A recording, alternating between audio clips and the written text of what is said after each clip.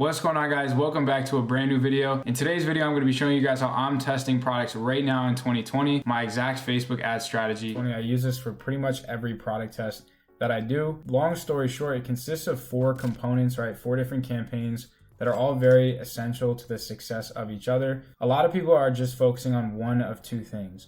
They're either focusing on building data or getting conversions, but the goal is always efficiency in product tests, making sure that they're thorough and making sure that they are quick. Because if you don't know when to cut your losses in a product test, you're going to be testing a lot of products for way too long and losing a lot more money than you need to before finding that winner that's going to pop off. So the first campaign is going to be a conversion campaign. You want to find an initial proof of concept in the product before you pursue it any further. So you don't really want to just start with like engagement ads or page view ads or anything other than just straight up purchase conversion ads, because that's how you're going to figure out whether or not the market is actually responding well to your product and actually wants to buy it. So the first campaign is going to be optimizing for purchases with 10 to 20 ad sets. It could be more, right? Depending on your budget. If you have a higher budget, I recommend testing more ad sets because you'll have a higher percent chance of getting a ton of consistent and profitable ad sets. So what I mean by that is if you start with 10 ad sets that are all very broad single interest targeting, which is what I do, and 2 of them perform really well, then that's a 20% success rate, which it's not too great, but it's not horrible for the product testing phase. Whereas if you test 20 ad sets, you might have 4 solid ad sets that are performing, even though it's still a 20% success rate, which is not great. You have a little bit better of a foundation. You have a little bit more proof of concept for your market because you got a positive response across more ad sets. Long story short, the better of a foundation you can have on the front end, the more sales you bring in initially, the more ad sets that you can go ahead and afford to test, the more likely it is that you'll find ad sets that you can scale pretty high. I like to target the top 10 to 20 countries. So what I mean by that is not necessarily restricting myself to the top 5 countries where CPMs might be a little bit high and where I might be neglecting other countries that might also be interested and willing to purchase the product. But I don't want it to be as broad as ePacket or worldwide. I do auto placements. I used to do only Instagram and Facebook feeds, but the more that I went ahead and actually spent money on Facebook, the more I realized the more you give Facebook, right, the more flexibility they have to allocate your budget to different areas, the better that they actually perform. In regards to the ad set level budget, this is kind of up to you. This is a personal choice. I always like to do around 1/3 of the break-even point, depending on what the price is, right? So if I'm selling a $100 product for $30, my break-even point would be $70. And so 1/3 of that would be around like $20, $25. So it's likely that that is what I would test. If it's lower ticketed, then just start with $5 ad sets, right? There's nothing wrong with that. Giving the ads a couple of days to let Facebook figure out what's working and what's not. So I'm actually going to go ahead and demonstrate a sample product test. I don't have a product prepared, so I'm just going to pretend like I'm targeting some type of pet product. Let's say a cat product, right? Like a cat scratcher. I have 2 cats. I love them, even though they're pains in the asses sometimes, and they love those little cat scratchers. So I'm going to pretend like I'm going ahead and I'm marketing a cat scratcher. Again, the first campaign we want to create is a conversion campaign. So what I'm going to do is I'm going to make it the name of the product. If you're testing in a branded general store and you're testing multiple products within each ad account, then you want to segment them. Make it very clear what it is that you're obviously marketing. So I'm going to say cat scratcher, and then we're going to make the ad set name whatever it is that we're targeting. So I'm just going to do cat for now. I'm not going to get into too much detail in this video on how I set up my creatives, but usually I like to test 2 variations of a video. So I name one of them video 1 and one of them video 2. Pretty simple. And if I get into split testing, I might say video 1, T1, which means thumbnail 1, and then sometimes even C1, which means copy 1, right? And have all these different variations. But definitely in the beginning, don't overcomplicate it. Just try to get a solid video source. Go ahead and test 2 different variations of that video, ideally, so you can give Facebook a little bit more to work with. So we're gonna go ahead and save this to draft. Whether or not you do a CBO, that's totally up to you. I personally do not like testing with CBOs. I find that CBOs perform well with audiences that are proven. So if you find really good ad sets during the cold testing phase, and when I say cold testing, I mean testing customers that have never seen your ads, that have never been to your website. So you're kind of gambling on what's going to work and what's not. So you really have to do a good job at targeting the right audiences. If I find 5 great ad sets, for example, I might do a top 5 CBO where 5 proven, consistent, profitable ad sets go into a CBO, and Facebook allocates the budgets how they please for the highest return on ad spend. That usually performs well for me. But when I'm just testing and I don't know what works and what doesn't, I don't want Facebook to just kind of gamble on where they should spend the money, where they should allocate the budget, because usually it doesn't always end up very well. And I do not have a pixel set up for this ad account, but you would obviously have your pixel here and you would select conversions. You don't want to do add to cart or initiate checkout. There's really no point unless you're using some different targeting method. If you're using mine, target optimize straight for purchase. As far as the budgets, again, depends on your break-even point. I'm going to assume that most people in the dropshipping industry test with break-even points of around $20. I would either test at $5 budgets or $10 budgets. I personally like to schedule my ads for the nighttime for the next day. And the only reason why I want to do that is because I want to give it a full day in spend. There will be some times where I'm doing a product test at night, or I'm launching lookalikes for a specific country that is most active. And I'll actually schedule the ad for maybe 4 or 5 a.m. so that it spends a majority of the budget initially during a time where there's usually, a higher percentage of sales. Again, if you just put it at night, post to like 4 or 5 p.m. where Facebook is going to rush your ad spend, then Facebook will have more time to spend the budget and find good audiences. So again, for location, I don't have a country list saved on this ad account, I believe, but I'm just going to go in and give you an example of a couple countries I would test: US, United Kingdom, Canada, Australia, New Zealand, France, Germany, Ireland, Denmark, Netherlands. Sometimes I like doing like Singapore. There's a couple more that I might target, but this is kind of just a general list of countries that I might target. And I usually do this for about 10 to 20 countries. You're going to want to go to languages and enter English if that's the market you're going for, and obviously just accommodate for the language that your website is. I never have detailed targeting expansion on. I know some people do, some people don't. So this is kind of Facebook gambling on where to spend your money and kind of playing a guessing game on whether or not the audience is going to work or not. And I don't want to gamble. I want to spend my money on things that I think personally are going to work. Obviously with ages and genders, that's totally up to you. I like to keep it broad. As far as detailed targeting, I always make sure to exclude AliExpress, dropshipping, e-commerce, Shopify. Doing this is going to do one of two things. One, you might miss out on the opportunity for a small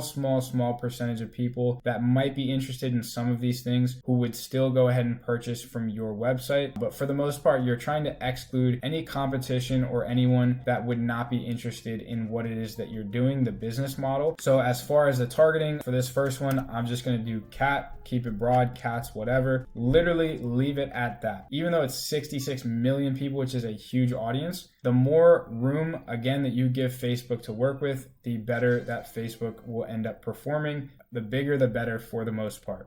The bigger, the better for the most part.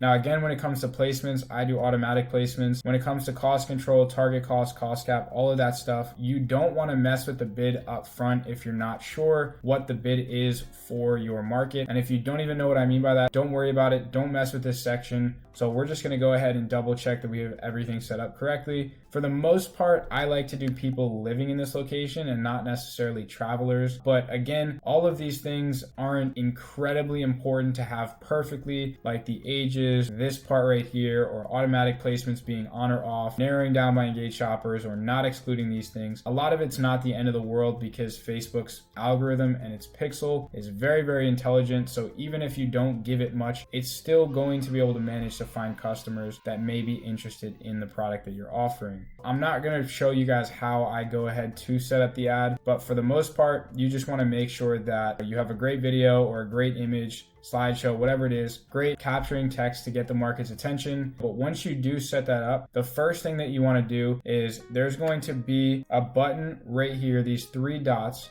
and it's going to say show Instagram post or show Facebook post. You can go ahead and click the show Facebook post. Once you finish publishing your ad creative, it's going to come up with your ad, and it's going to have some text at the end of your ad that's maybe 10 or 15 digits. That's called your post ID. So you can go ahead and copy that, and then you can go up here to use existing post. You can either select that post that you just published, or you can just enter that ID number we were talking about and put it right here where it says enter post ID. Once you do that, you are going to have the existing post ID secured at the ad level, so that once you go to the ad set, you can just go ahead and duplicate this. So for now, we're just going to say we're going to do 10 ad sets. So we would duplicate it 9 times. So yeah, we're just gonna go through a couple of these and do some alternative interests that I would personally do. The easiest way to find other common sense interests is to simply click suggestions, right? So we might not necessarily want to do pets because that's pretty broad, but cat food, for example, is a great one because it's not too specific, right? It's 34 million in size. So it ends up being 6 with the exclusions we have. So all I would do is go over here, change the name to cat food. Cat play and toys. Is it over 1 million? Yep, perfect. So we gotta remember to rename it. Cat protection, must love cats, cat lady, litter box, Persian cat. These are all great interests, right? So I'm not gonna go through each of these and waste your time. Everything that you need is in the suggestions tab under here. Then what I like to do is segment it into kind of 3 different parts. People, like influencers in a specific category. So let's say there was a YouTuber that just talked about cats and they were huge, right? And her name was like the cat lady.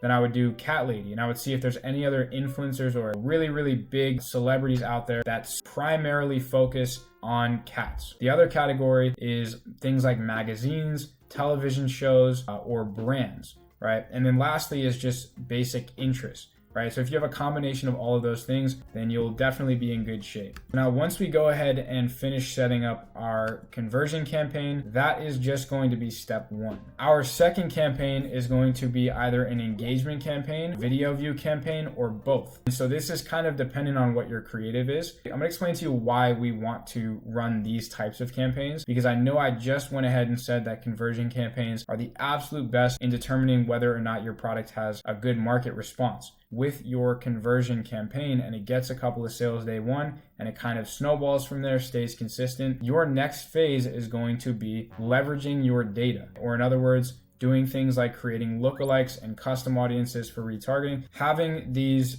extra support campaigns that'll bring you in more data will help you reach those certain metrics for lookalikes. If I'm running $10 conversion ad sets, it might take me a week to get to that point for one particular country if I'm targeting 10 countries, right? But if I integrate a video view campaign and an engagement campaign, I might get to that in 2 or 3 days. That is purely why we do it for data. It also helps with a little bit of social proof. Would you click on an ad that has 20 views, 0 likes, 0 comments, 0 shares? Probably not. But if it had 100,000 views, 500 likes, 200 comments, 300 shares, you'd probably be way more inclined to click on it or purchase the product because you see that other people are doing the same thing. In this case, we're gonna do one stacked ad set consisting of common sense, broad interest, feeds only, top 4 to 6 countries, and we're gonna do it at $25 per day. It's because that's more than enough to build up a ton of video views for those individual countries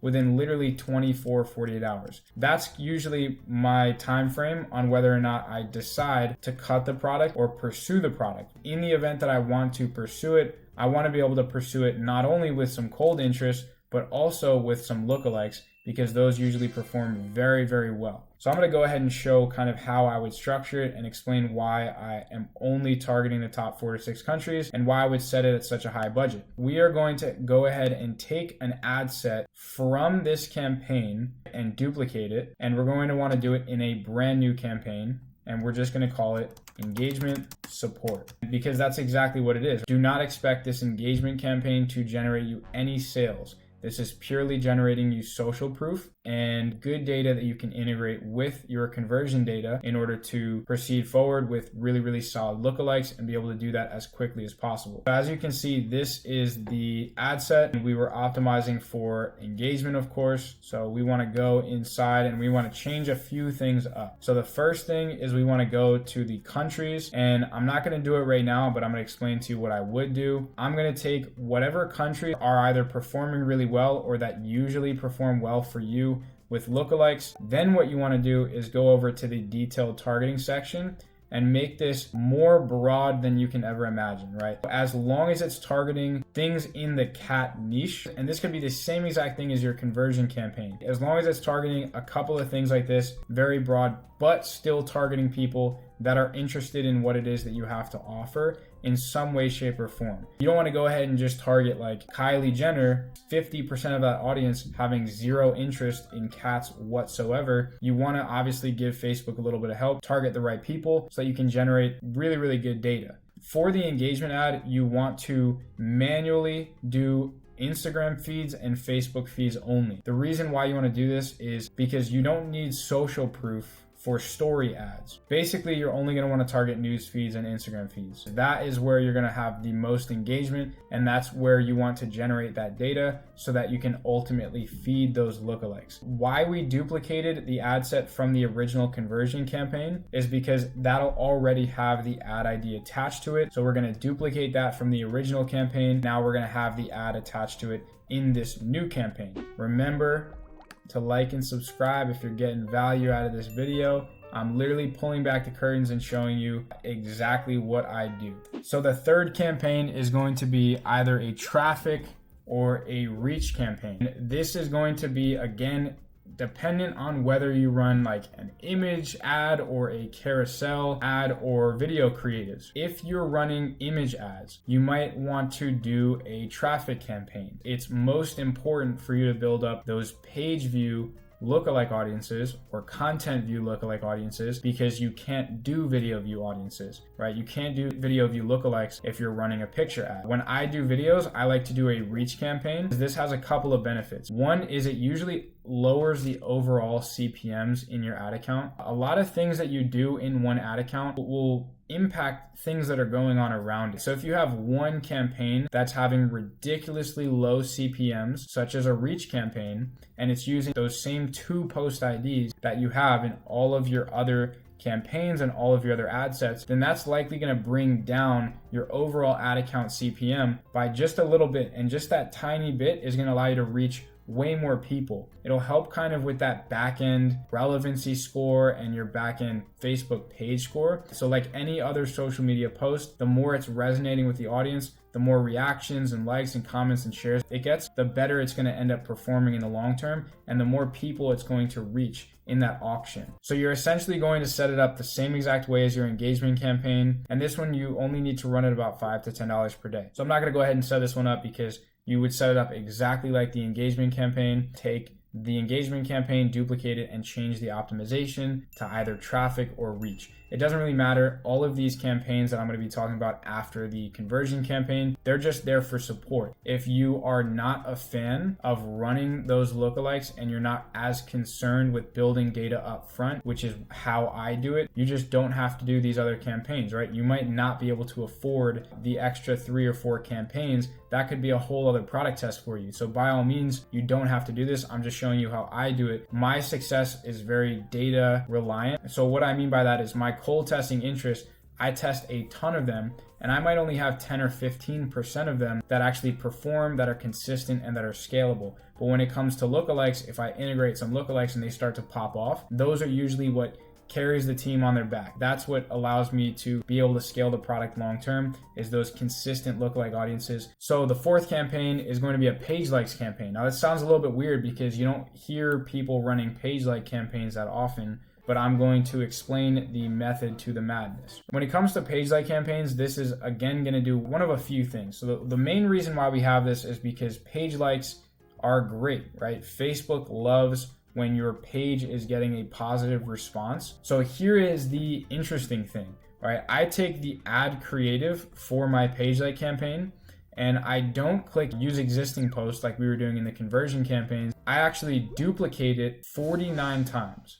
Now you might be like, why are you duplicating an ad 49 times? What's the point of that? So the point of it is actually to increase your ad approval rate. So there's this kind of internal score, or ratio rather, where for every 1 disapproved ad, you should have at least 10 approved ads. Even if that disapproved ad you appeal and Facebook ended up doing it incorrectly and they reapprove it, you still want to have 10 approved ads for every 1 disapproved ad at the very least. So what we're doing is we're priming our entire ad account to have a high approval rate right from the get-go. So for example, if I'm selling a cat toy, I'm going to do a picture of a cat, and it's going to have a very simple creative, very simple copy. Something that says like, welcome to our page. We love cats. We hope you do too. Or we hope you love cats as much as we do. Something very simple. It does not have to be complicated, right? We're not doing this to get orders. We're doing this for like our back-end page score. And we're also doing this to get a high ad approval rate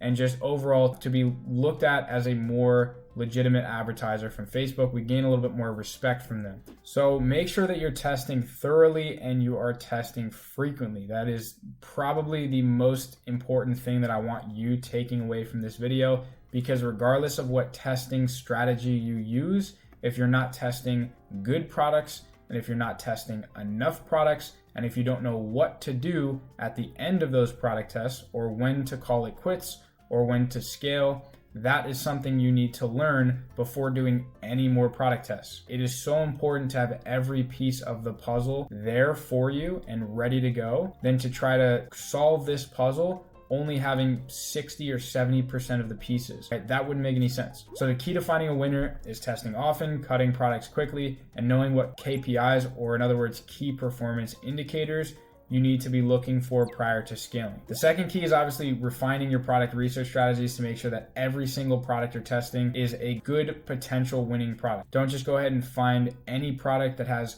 a little bit of engagement and that looks like it might be doing well for someone else. Just because an ad is working for another company definitely does not mean it's going to work for you. That's just the reality of it. Lucky for you, I just created a video recently and it will be the first link into the description on a really, really good product research system. And I even created another video that I think I have linked in the description of that one, in which I show you how to outsource the entire process. I currently have VAs that I've trained working in and out for me to find these products, because it's not rocket science once you develop a system. The third thing is your offer and your marketing efforts. So if you have a great product and a great site, but horrible marketing, and your targeting isn't very good and it's not spot on, then you're not gonna get people to be exposed to this amazing product it is that you're marketing. So I hope you guys got some value out of this video. If you did, I would appreciate it if you left a thumbs up, or if you subscribe so that you stick around for future videos. And if you have any questions or want specific